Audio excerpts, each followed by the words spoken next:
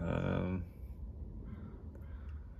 it's been, I don't know how long since I recorded one of these YouTube things.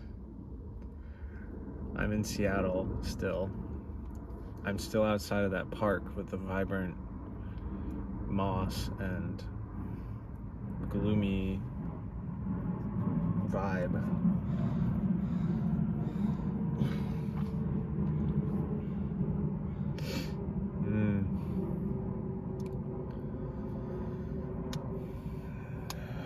I've been going to the Saturday Buddhist meeting consistently since last video.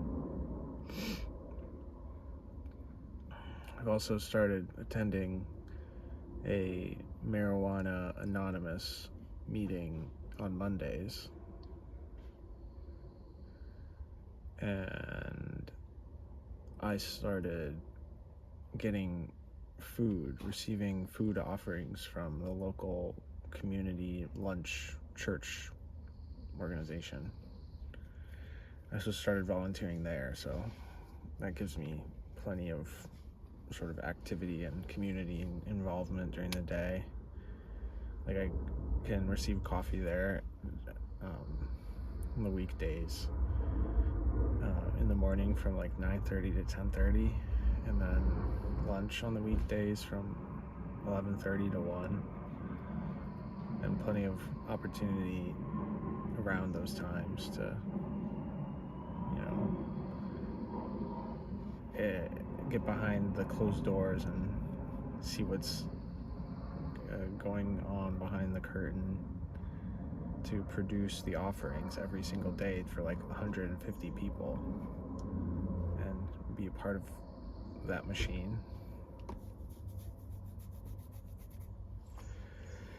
I have a closest friend I've met here in Seattle named Miguel, who has been a joy to become acquainted with and share experience with.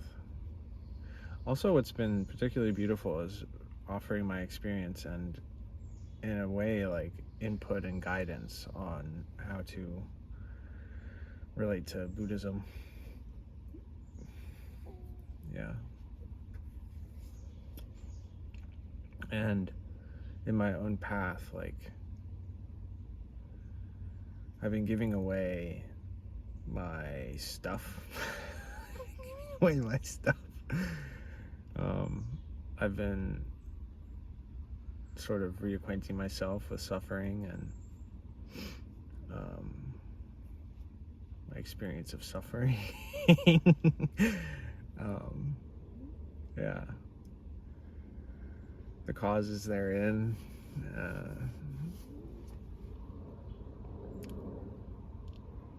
How to be free of that.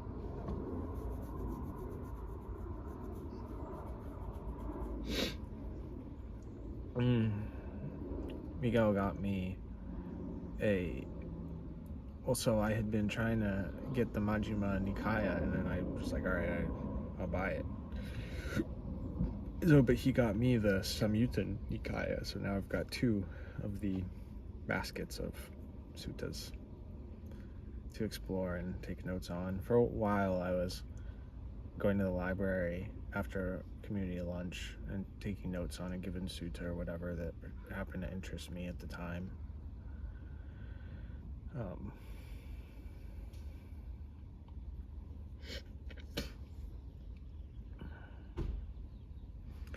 Particularly stuff about how monks can receive offerings from the laity, and like how they can receive them, what things they can receive.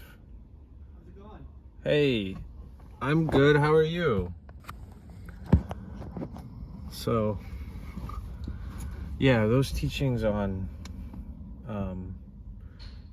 what monks can receive, and it's food and shelter and medicine and clothing. Like, yeah, I guess practically speaking, like razors and shaving cream and toilet paper. I don't know. Yeah, but so anyway, that is the kind of thing that I was initially interested in taking notes on. Also, like basic stuff like, expositions, suttas that expounded upon a given topic of the Eightfold Path, like right intention or something like that.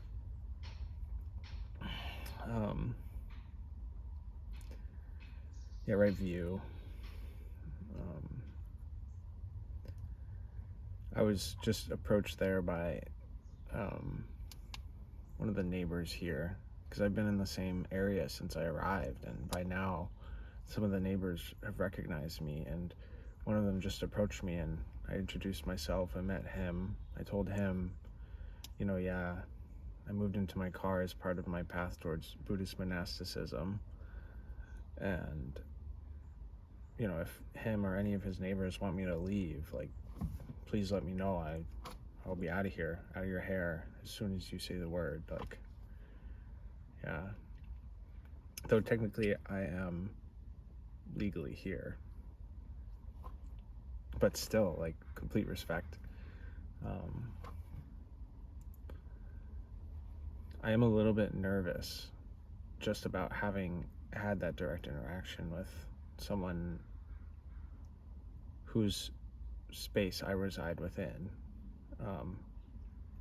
I have taken some preemptive measures there, like I've been sweeping their sidewalks, especially around my car, and the other day Dawn was like, "Oh, you sweeping?" I'm like, "Yeah, yes sir," just to sort of like put good juju out for them, because I'm sharing space with them. But I am now also thinking to like move down the street a little bit, just to like, I don't know, create space around myself within their space, so that I'm,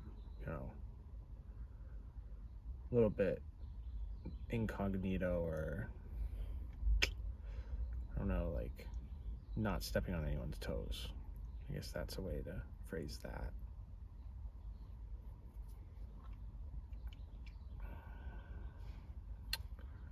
I hopefully will be out of this area though within the next like month. Certainly in 2 weeks I'll be hopefully going to a weekend retreat with Ajahn Nisabo and others to just deepen some practice of Buddhism.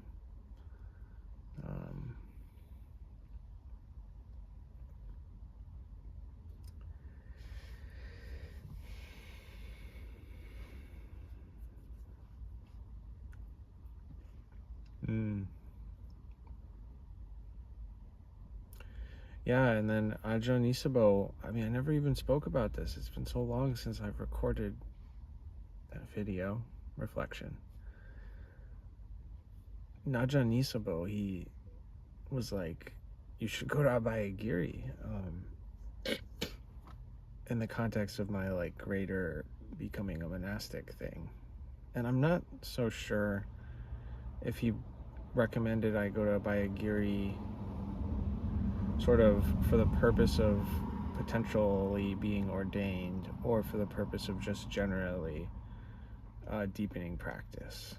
And it felt a little bit ordainy, which to me is like, well, I'll get there one step at a time. Or if I'm taking one step at a time and I'm led a different way, then I'm sort of putting my priority upon the path rather than sort of what a given step looks like. So like becoming a monk versus sticking to the path. So encouraged to practice, to deepen practice. Encouraged to go on retreat to deepen practice and stick to the path. It's like this thumbs up in my book. But otherwise it's like, all right, we'll see,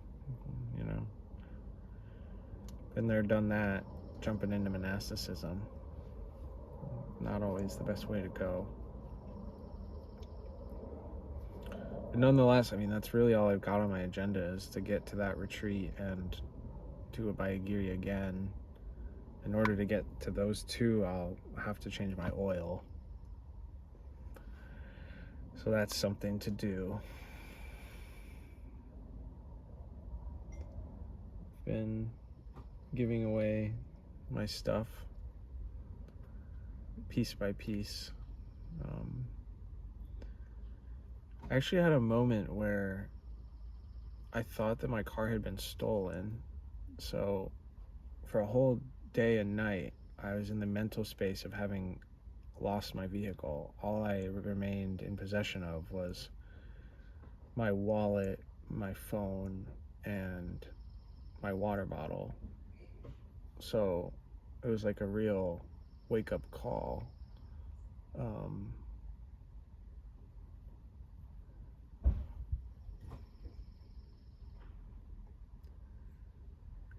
Yeah. I made a list of all the things that I would have lost in my vehicle, and I circled the ones that I would actually need to replace. I didn't remain in possession of that list, but the fact that I went there at some point,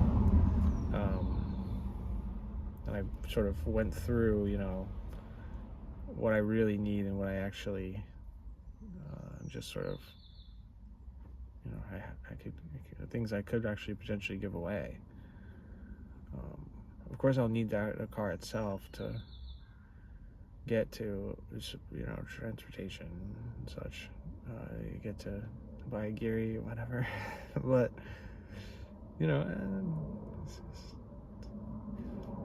sort of reframed my perspective again, just towards renunciation, towards practice and simplicity and such.